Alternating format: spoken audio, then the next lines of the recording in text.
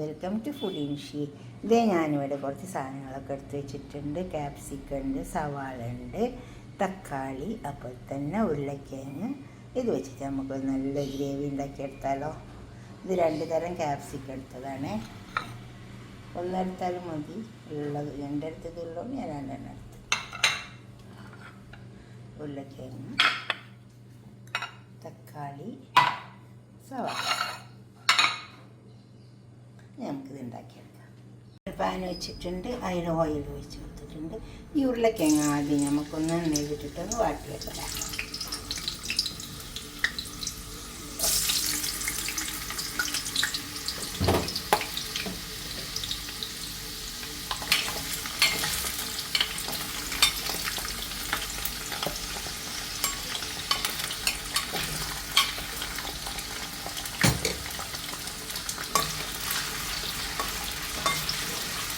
ഉള്ളിലൊന്ന് വാടട്ടെ.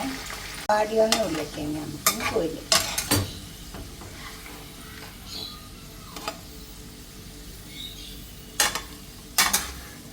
ബാക്കിയുള്ളതൊക്കെ ഇതിൽ തന്നെ നമുക്കൊന്ന് ചെയ്തെടുക്കാം. ഈ ഒരു പാത്രം തന്നെ മതിയേ.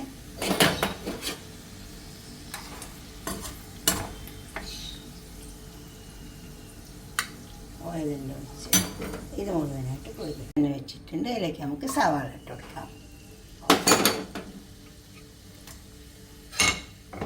സവാള മൊരിയട്ടെ.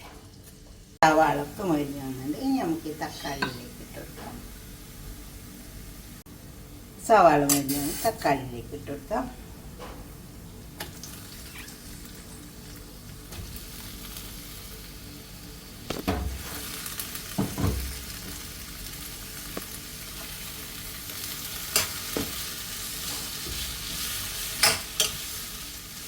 തക്കാളി വേവട്ടെ.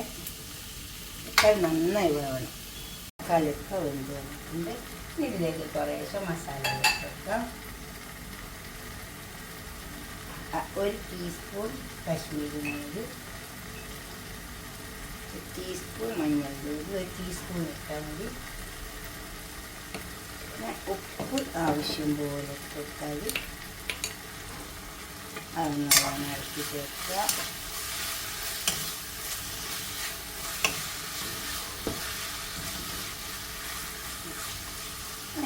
നമുക്ക് ക്യാപ്സിക്കം വെക്കാം.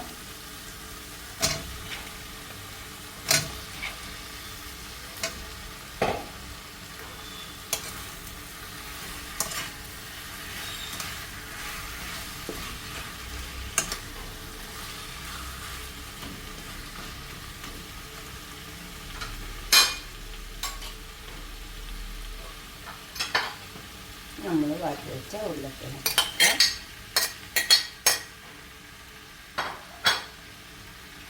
ഈ ഉരുളക്കിഴങ്ങ് വാട്ടുന്ന നേരത്ത് കുറച്ച് ജാസ്തി ഓയിൽ ഒഴിച്ച് കൊടുത്തിട്ടുണ്ടായിരുന്നു. അത് ഞാൻ മാറ്റിയെടുത്തിട്ട് കുറച്ച് ഒഴിവാക്കിയിട്ടാണ് ഇതിലേക്ക് സവാളയിലേക്ക് വെച്ചത്. ഓയിൽ കുറച്ചാൽ മതി. എപ്പോഴും ഭക്ഷണം ഉണ്ടാക്കുമ്പോൾ ഓയിലൊക്കെ കുറയ്ക്കുക. മസാലകളും കുറയ്ക്കുന്നത് നല്ലതാണ്.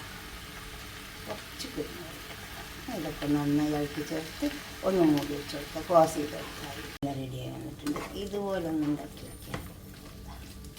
നമുക്ക് ചപ്പാത്തിൻ്റെ കൂടെയോ ബ്രെഡിൻ്റെ കൂടെ എന്തിൻ്റെ കൂടെ വേണമെങ്കിൽ കഴിക്കട്ടോ. നല്ല ടേസ്റ്റ് ഉണ്ടാകും. സൈഡാക്കിയിട്ട് കഴിക്കാനും പറ്റും. നമുക്ക് പാത്രത്തിലേക്ക് മാറ്റാം. പാത്രം വെച്ചിട്ടുണ്ട്, അതിലേക്ക് നമുക്ക് മാറ്റാം.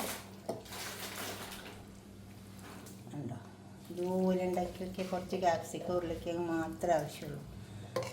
സവാള ഇട്ടിട്ടാണ് ഉണ്ടാക്കി തന്നെ. അധികം എരിവൊന്നും വേണ്ട. ഇതുപോലെ ഒന്ന് ഉണ്ടാക്കി വെച്ചിട്ട് നിങ്ങളെ അഭിപ്രായം നിർദ്ദേശമൊക്കെ നിങ്ങളൊന്ന് കമൻറ്റ് ബോക്സിൽ അറിയിച്ചേട്ടെ.